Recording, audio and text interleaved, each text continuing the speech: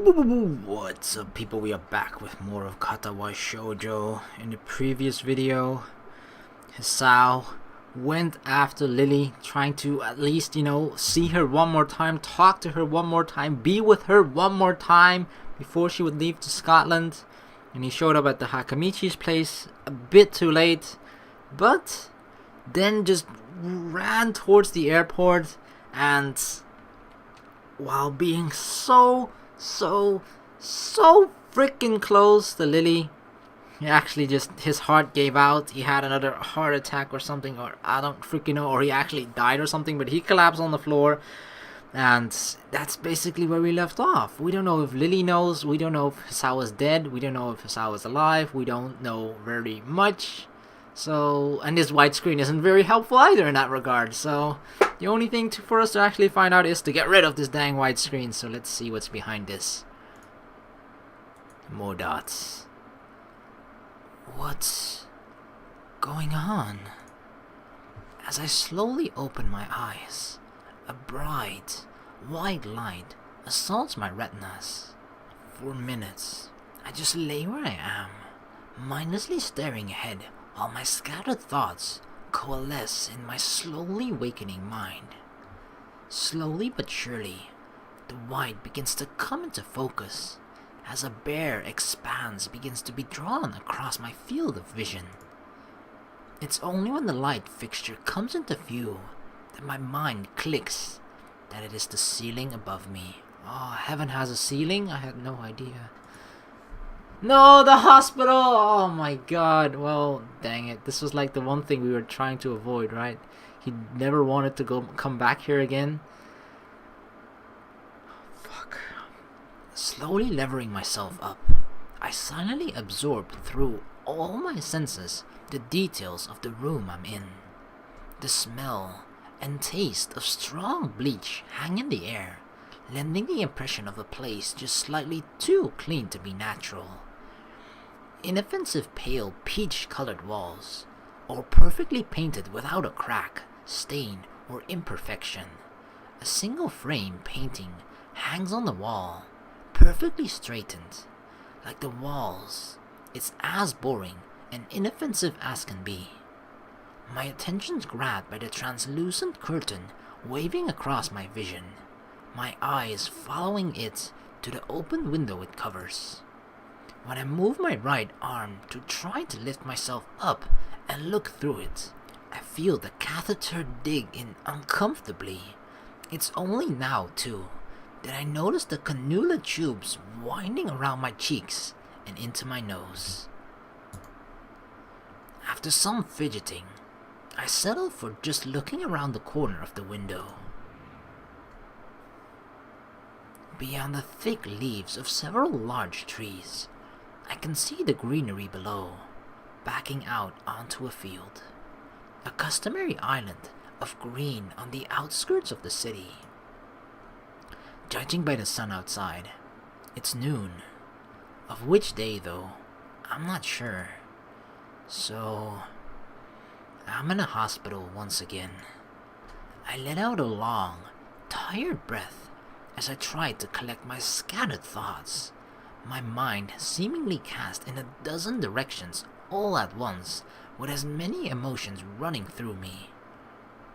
After slowly lying back down, I decide to start at the beginning, why I'm here. I cast my mind back, but I can't work out the smooth recollection of what happened. The events of last night, or whichever night it was, come back more as a series of snapshots than any cohesive memory.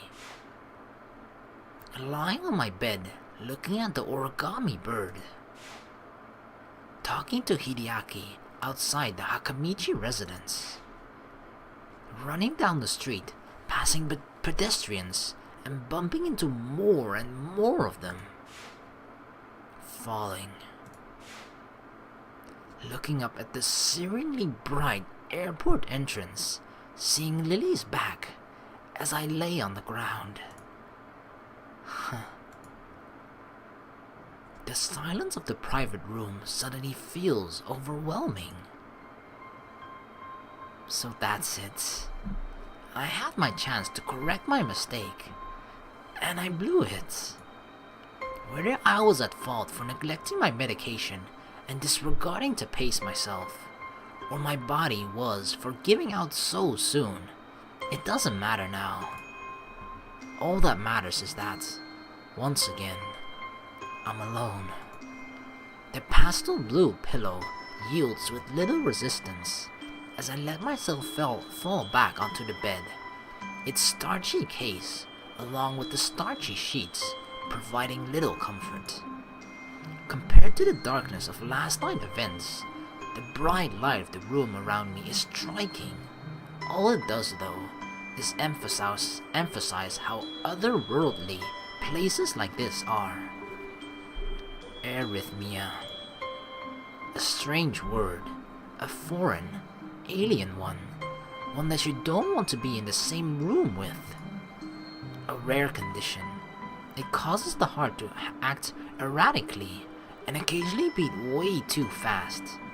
It can be fatal. It was a miracle that you were able to go on for so long without anything happening, they said. And then, it did. My condition had taken away everything. My old school was of no importance anymore. My home was reduced to a faraway place. Both my friends and my first love simply stopped visiting after a length of time. I became cynical and embittered, distant and subdued. In my defense, no person could avoid that after such a thing happening to them. But nonetheless, I left the hospital as a very differently changed person. Things changed. I made friends in Hanako, Shizune, and Misha. I found a new sense of home in my dormitory, a new interest in science and the world all around me, and I found a new direction to my life that I had never felt before. But I also discovered other things. The sense of isolation in Yamaku and its surrounds was not entirely unwelcome. The quiet giving a peace of mind I might not have found elsewhere, but it gave the area a feeling of being pushed out of the way, of being kept out of sight. People in the streets would sometimes glance awkwardly or quickly turn their heads as I realized they were staring. Even if my condition wasn't visible, my uniform was. Even if it weren't, I was still different. I took 17 pills a day, morning, midday, and night. My scar, though hidden behind clothing, was still a permanent mark of my condition. And most of all, there was the very real possibility of death. A bad fall, an absent-minded hard hit on the back, a simple sprint taken too far. Anything could have set my heart off, and several times I teetered on the edge of the abyss, even with all the care I took of myself. But that was fine. I could have lived with all that. Because there was one final thing I found, or rather refound, after entering Yamaku, which was once again snatched away before my eyes. It's only now that I realize just how delicate my newfound sense of happiness was. Everything depended on her, the linchpin of my life since I first entered Yamaku as a sullen, confused, and aimless transfer student. Lilly Sato was the one person I could depend upon above all others, and who reciprocated the love that I felt for her. But I failed her, and only realized it all too late. I thought that I could just set my life up and continue that way forever, but the real world doesn't work like that. I finally realized the meaning of those words, only to be struck down as I confronted my failure to do so in time. The surroundings I'm in now are all too familiar. It's as if Yamaku was but a dream, and I'm still recovering from my first major heart attack. Maybe that's why I feel so tired. It feels almost as if I've lived the entire last few months of my life in the space of minutes.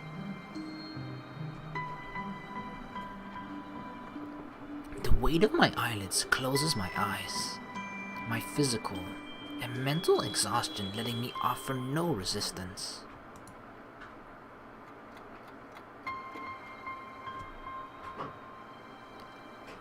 Unintelligible mumbling from ahead of the bed stirs me out of my sleep. With my eyes still closed, I can focus and make out someone, presumably a nurse, bidding farewell to a doctor. As I open my eyes, I notice the door closing in my peripheral vision. The doctor stands reading some notes off of a clipboard held in his hands, carefully looking over the pages. After consulting his obviously very important documents, he looks up and notices my gaze. It's now that I notice something slightly odd about his expression and general disposition. I can't quite put my finger on it.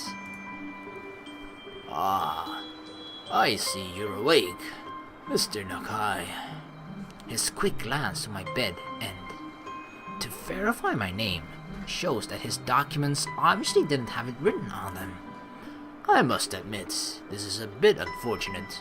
Your parents visited just earlier while you were asleep. I could notify them you're awake now if you'd like. Thanks. That would be good. I give a somewhat dazed reply, most likely the one he'd expect, before really thinking about what I'm saying. Not a problem. If you have any questions you'd like to ask, I'll be happy to answer them.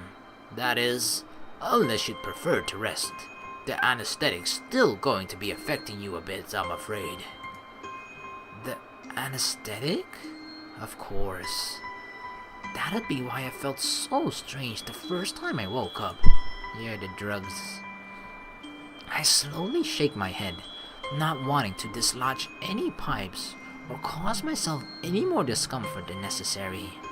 The doctor politely puts down his clipboard in response. I guess my main question is, what exactly happened? To put it simply, you've unfortunately had another heart attack. While not as severe as your first, you were very lucky it occurred so close to a hospital.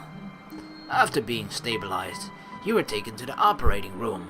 What followed was a keyhole surgery in order to insert a temporary pacemaker. Oh, pacemaker. All in all, the incident happened 2 days ago, with emergency treatment being carried out very soon afterward. Since then, we've kept you under close observation while you were asleep. Will I be alright?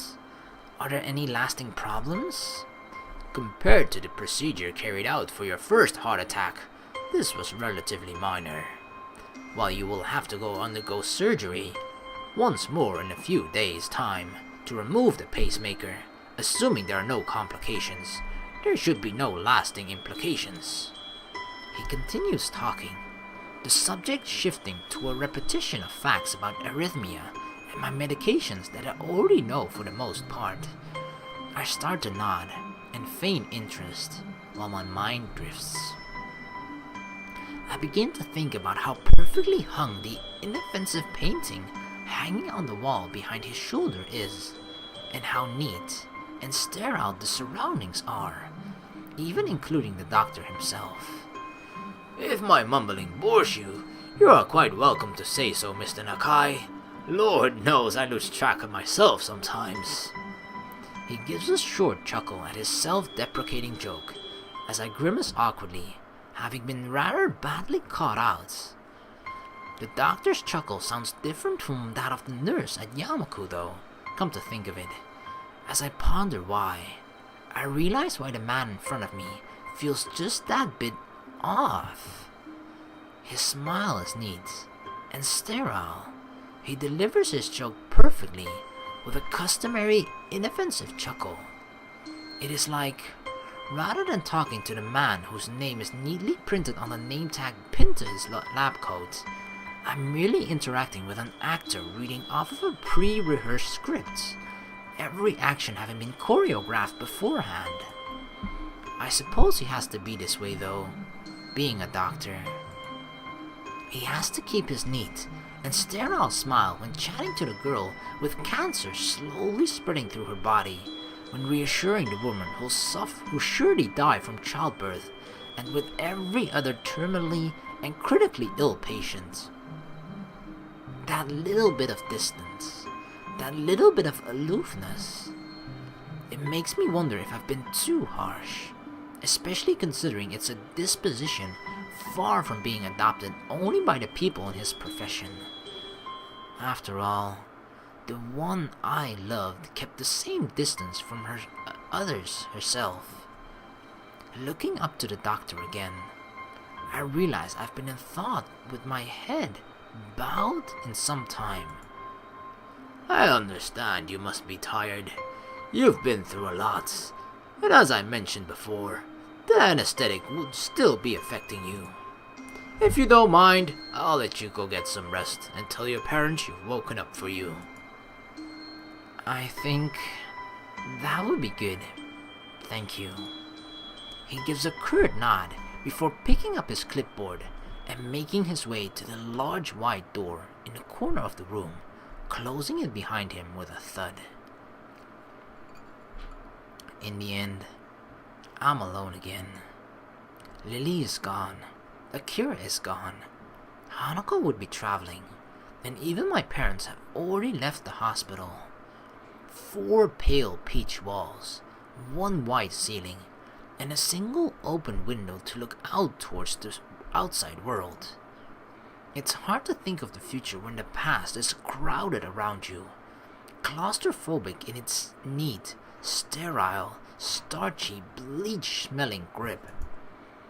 Lost for what to do or focus on, I content myself with sleeping the time away, as if this were just all another dream, like Yamaku had been.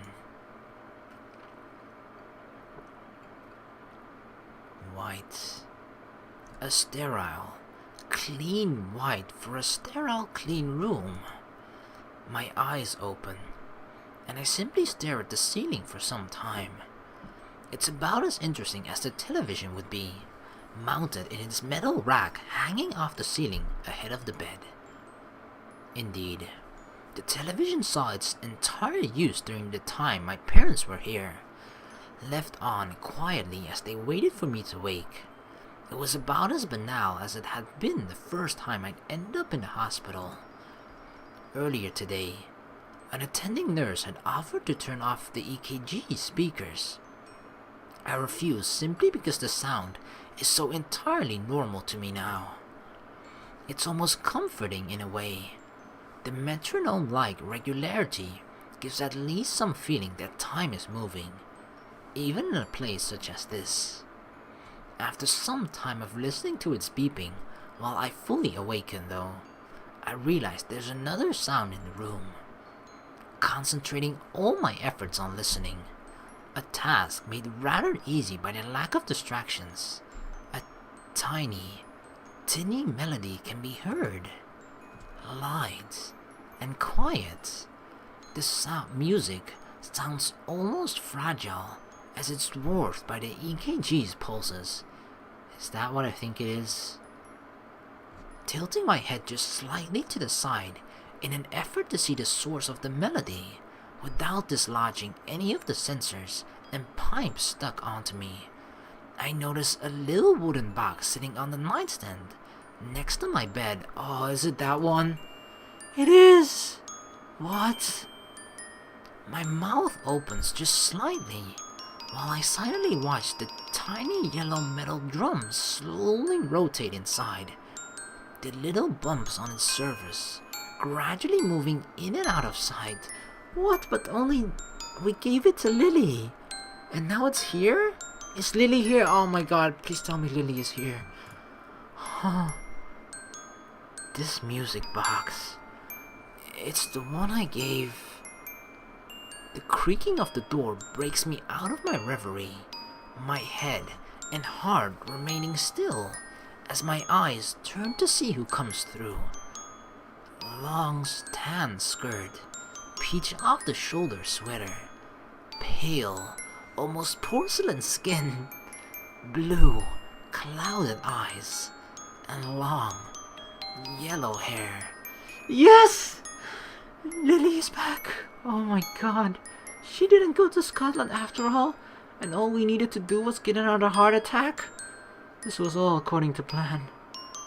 Oh, Lilly is back. We don't know if it's temporarily or for I don't know. But I'm just so glad to be seeing her and that she's here with us. While we're almost dying. Well, not dying, but you know. Oh my god, Lilly is back. All I can do is stare as Lilly slowly walks into the room, her fingers lightly running over the wall for orientation, and my mind comes to a shuddering halt. Lilly? She stops mid-stride, her entire body tensing. Hisao? Was that you? Her voice is quiet and pensive, echoing her expression. I thought you were... Lilly takes one tentative step forward, and then another, as if she were holding herself back. Her control over her composure is for naught though, and she finally rushes over to where I lay as the last of her resistance falls. Oh my god. I'm slightly taken aback when she grabs hold of me, hunching over as tears begin to fall from her cheeks. Since only minutes ago, I thought she was on the other side of the world. After a moment of hesitation, I rest my right hand on her soft shoulder. Hisao! Hisao! Lilly's body trembles as her tears blot the pale green sheets, her emotions flooding through her carefully maintained exterior. With her face now closer and made easier to see for her pale skin being lit by the sunlight from the window, I notice her cheeks being redder than they should be. It's okay, Lilly. I'm okay. You don't need to... She rights herself quickly, her crying forcefully stifled with both sadness and stubbornness remaining in her moistened eyes. Her prideful nature, always having been something to contend with, takes me off guard. Stop telling me not to worry about you, Hisao. Just this once. Let me cry. I'm caught speechless. She waits for a response, but her composure breaks again after a handful of seconds. I swallow hard to try and settle my own emotions while she weeps onto my bed, a strange mixture of relief and depression welling up. Lilly is here. She's really here. If I couldn't feel her skin under my hand, I'd hardly believe my own eyes. My efforts weren't for nothing. My body's attempt to take away everything that was important to me once again had been foiled. Yeah, take that, body. But now, I don't feel as happy about it as I thought I would. Seeing her here, crying like this over me, this is the one thing I've wanted to avoid since coming to love her. No, even since leaving the hospital. I'm sorry, Lilly. It's my fault I'm here. I shouldn't have tried to push myself so far. I give a self-deprecating snort. After months of keeping myself together so nobody would worry over me, I went and did something like this. I guess I'm pretty dumb. With a couple of sniffs and a long breath, Lilly manages to pull herself together and calm down a little. Despite her red cheeks, moist eyes, and the lines of her tears still visible, She delicately wears that weak smile she seemed to so often give. You need not blame yourself. I heard later that it happened as you were running down the road after me, right? Still, she wipes her eyes with the back of her hand, returning more to her old self as the rush of emotions wears off. Why did you run after me, Hisao? I moved to respond, but notice her face tightening. Even after I'd said goodbye, and I'd left Yamaku Academy. She takes a moment to steady herself, her emotions almost bubbling up once again. I just wanted to say that I'm sorry. Sorry? For the times when I wasn't there, when you needed me. Until now, I thought you just being there would be enough. I only needed you by my side to make any day feel better. Even if my body may be like this, I want to help you, Lilly. To be there when you need someone. But you always were there, Hisao. Why did you want to go to Scotland, Lilly? Why? I told you before. Because Akira was going, and because of my family's summons to their home. Why didn't you say that you wanted to go? I'm not stubborn often, but this one time, I think I need to be. I want you to stay here, Lilly. It's funny that Hisao here says I'm not stubborn often, but I guess he hasn't met the Hisao in the Rin route where he is extremely stubborn. I want you to stay where everyone you know lives, and where all your dreams and ambitions were made. If you choose to stay, I'll never leave your side. I won't let you lose another person. When I had my heart attack, I was snatched away from everyone and everywhere I knew. You showed me a new life after I came to Yamaku. I'd lost my past, but you showed me a future. It's true that I haven't always been there for you. I'm unreliable. Sometimes I lied, and I thought I'd come to understand you when I hadn't even understood myself. Be that as it may, I want to give you a future as well. I want to be there for you, to share both your burdens and your happiness, just like I promised back in Hokkaido. I want you to trust me. I know I had problems coming to put my trust in you after losing so many people I'd known after my heart attack.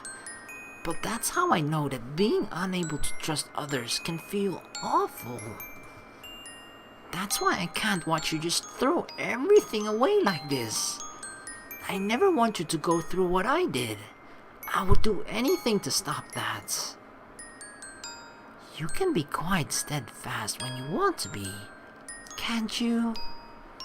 As I said, it isn't often. My weak smile drops though, as the IV in my arm digs in a little. It's a harsh reminder of my tether to my condition. Lilly's face tenses as I let out a small gasp of pain, immediately making me wish I'd stifled it better. All I can do is sigh in defeat.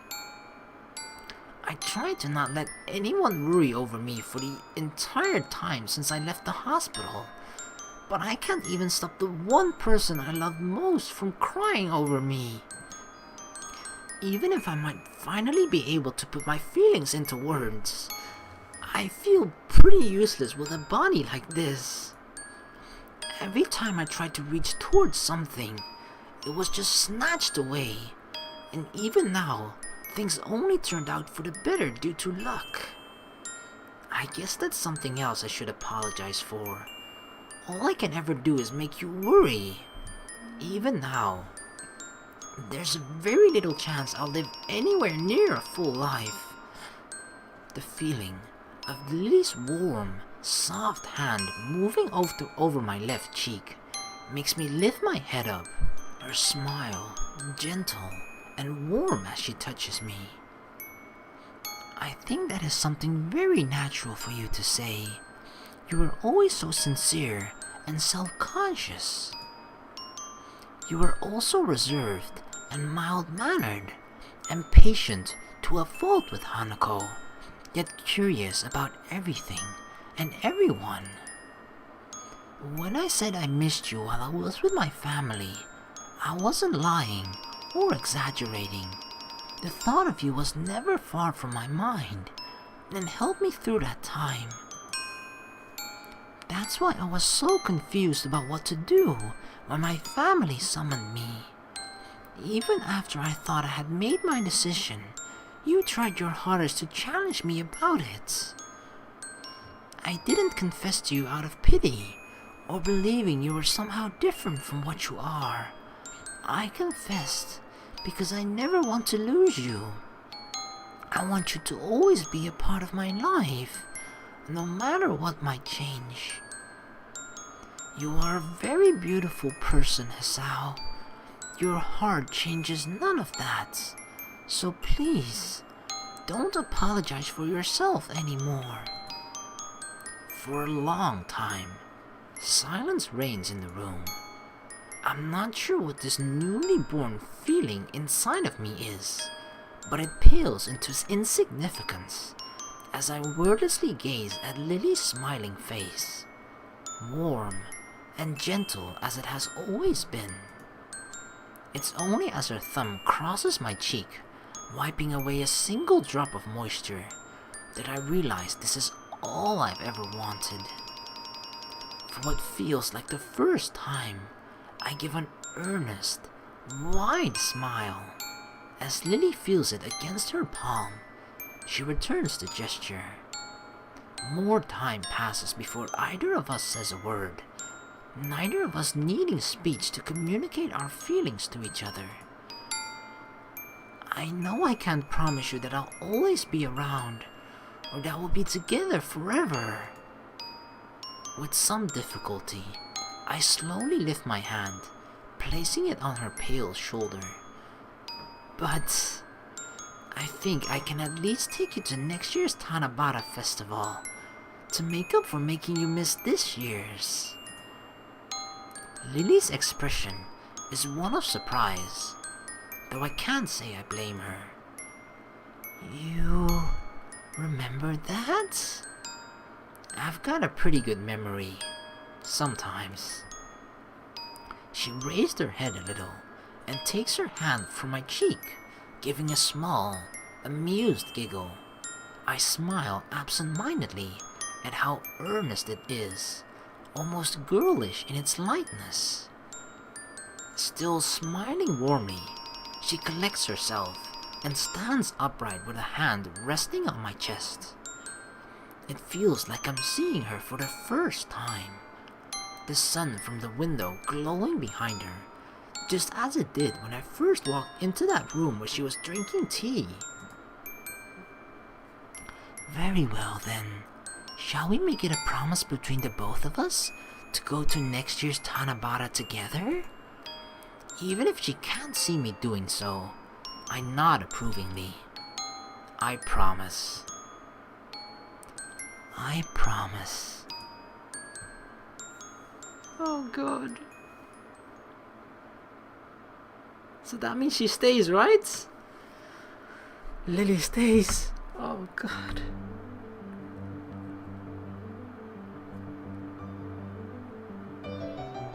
Oh my god. Oh, what? Do we get a happy ending after all? Oh my god. That was so beautiful. I don't even know. I'm speechless. What?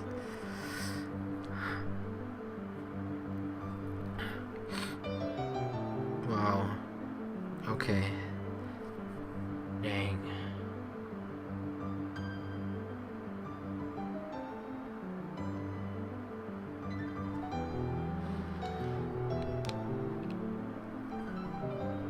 blonde-haired angel.